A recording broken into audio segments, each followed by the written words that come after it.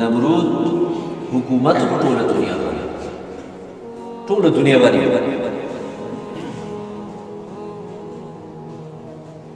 او دې حتی نمرود رسیدلی چې نمرود د ربوبیت دعوه او دا یې فرمایل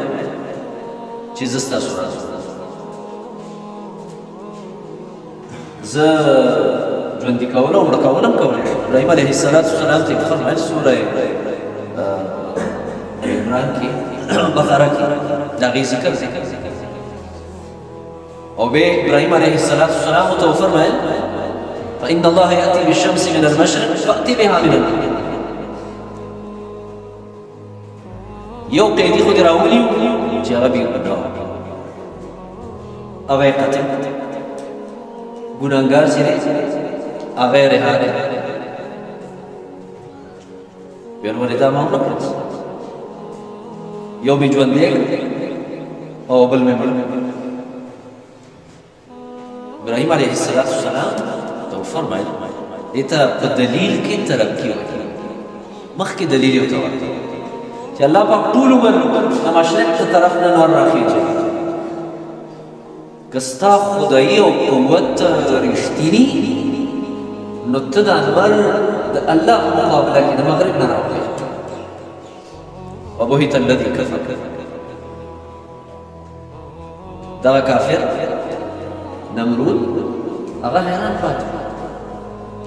هغه ملامته الله ورپسې څه فرمایي والله لا يهدي القوم الظالمين. الله ظالمانو ته سمې لارې ده ظالمانو ته الله سمې لارې ده. نمرود باوجود د دې چې د خدای دعوې کړې دا کفر یې کړی خو الله رب العالمین هغه ته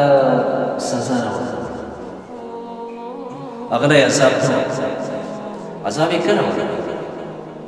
چې کله نمرود ظلم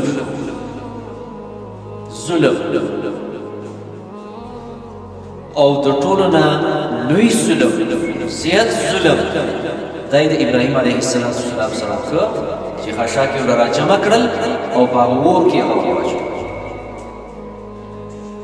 د دې ظلم د شروع کېدو نه پس بیا الله نمرود ته مهلت ورکړه بیا یې ختم او څو موږ او تاسو اورو چې د یو معمولي غونته مخلوق په وجه ختم یو معمولي غونته مخلوق چې هغه ماشي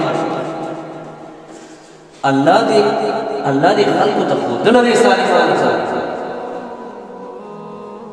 چې دا ظالم هر څومره